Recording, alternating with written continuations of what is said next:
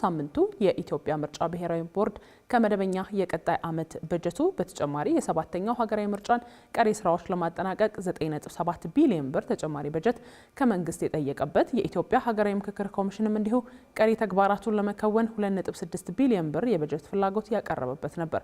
በተጨማሪም የኢትዮጵያ እንባ ጠባቂ ተቋም እንዲሁም የሰብአዊ መብቶች ኮሚሽን ለመጪው የ2019 በጀት ዓመት የሚሆን የበጀት ጥያቄ ያቀረቡ ሲሆን በተቋማቱ የቀረበው ጥያቄ ብሔራዊ ምርጫ ቦርድ ካቀረበው የ2019 በጀት ዓመት ጥያቄ ጋር ሲደመር በአራቱ ተቋማት የተጠየቀው ገንዘብ ጥያቄ ከ14.2 ቢሊዮን ብር በላይ አድርጎታል።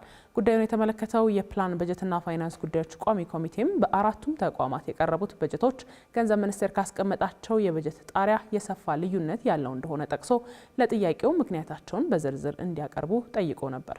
ተጨማሪ አለ።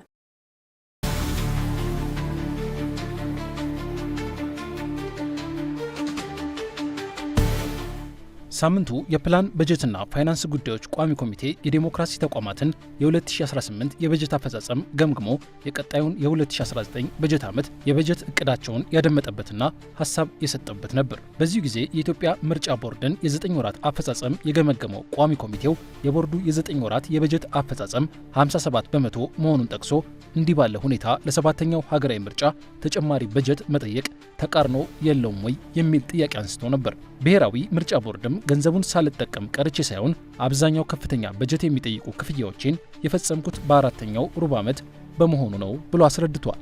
ከዚህ በፊት ለሰባተኛው የኢትዮጵያ ብሔራዊ ምርጫ ከመንግስት ካዝና 10.8 ቢሊዮን ብር የተመደበለት ቦርዱ የተሰጠኝ ይህ በጀት ቀሪ ስራዎችን ለማጠናቀቅ ስለማይበቃ ተጨማሪ 9.7 ቢሊዮን ብር በጀት ያስፈልገኛል ሲልም ጥያቄውን አቅርቧል። ይህ ጥያቄ የሚጸድቅ ከሆነ ደግሞ የሰባተኛው ሀገራዊ ምርጫ ወጪን 20.7 ቢሊዮን ብር ያደርሰዋል እንደማለት ነው። የሚያዝያ መጨረሻን ብናየው ወደ 9.7 ነው ወጪው የሚያሳየው ማለት ነው።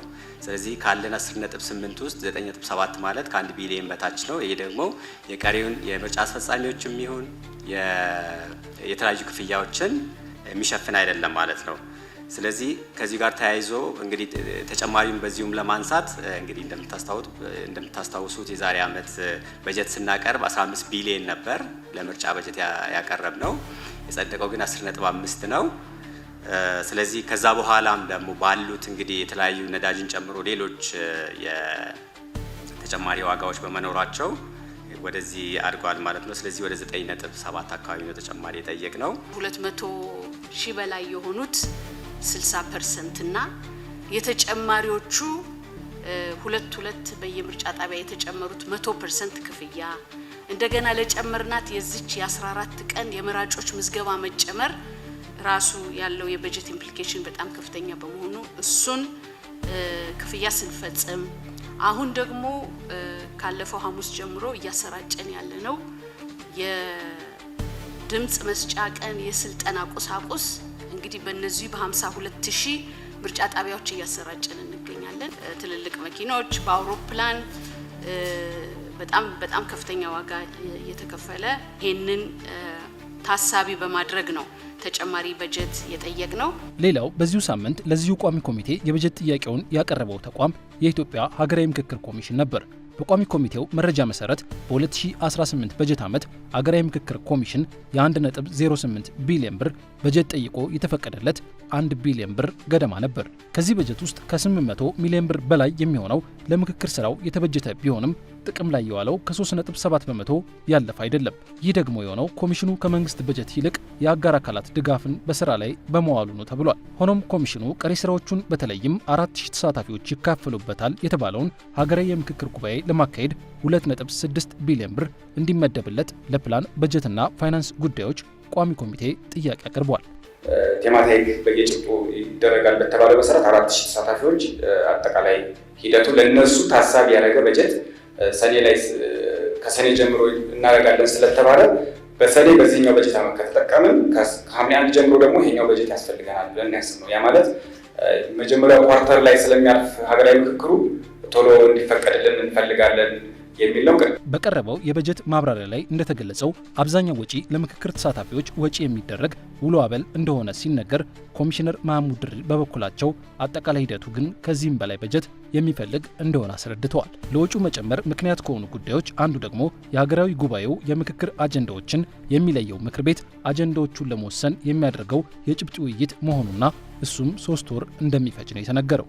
ሌላው የበጀት ጥያቄ የኢትዮጵያ ሰብአዊ መብቶች ኮሚሽን በበኩሉ ለ2019 በጀት ዓመት ከመንግስትና ከአጋር አካላት ለማግኘት ያሰበው በጀት የገንዘብ ሚኒስቴር ካስቀመጠለት ጣሪያ ከ560 ሚሊዮን ብር በላይ ብልጫ ያለው በመሆኑ በቋሚ ኮሚቴው የተጋነን ነው ተብሏል።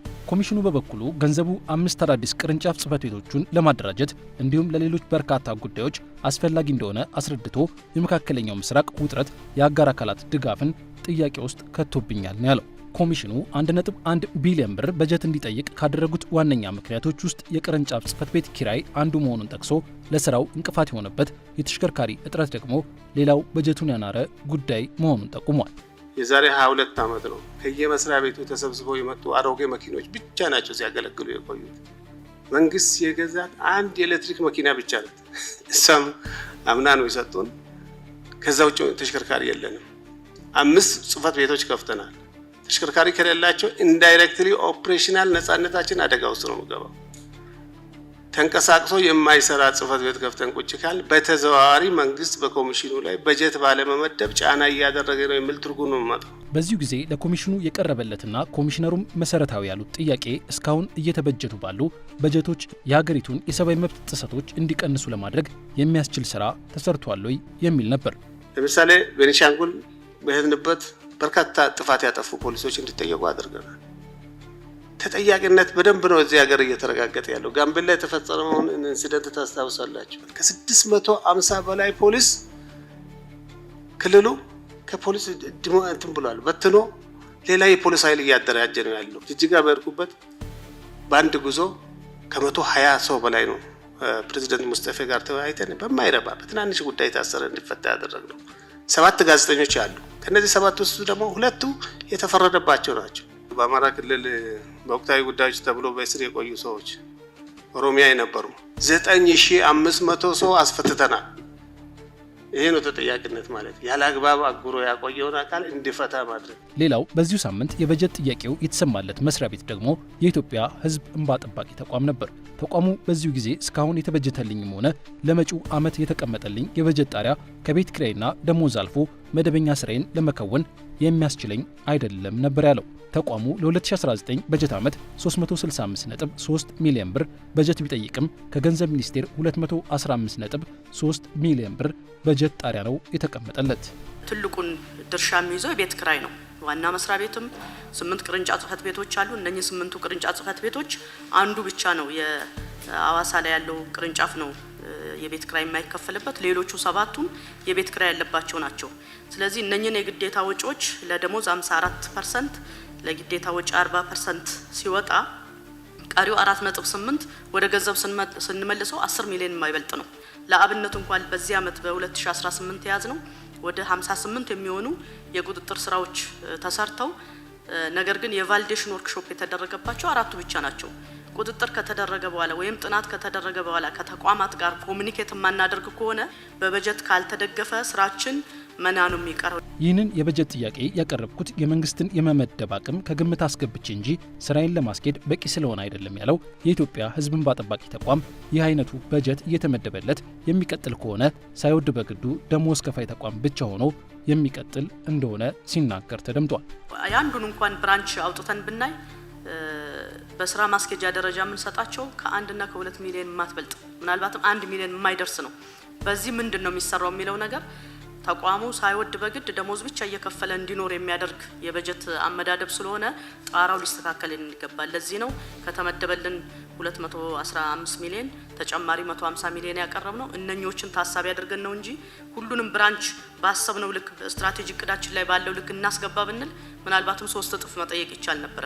ግን ደግሞ የመንግስትንም አቅም ታሳቢ አድርገን የጠየቅን መሆናችንን ግምት ውስጥ እንዲገባ ነው።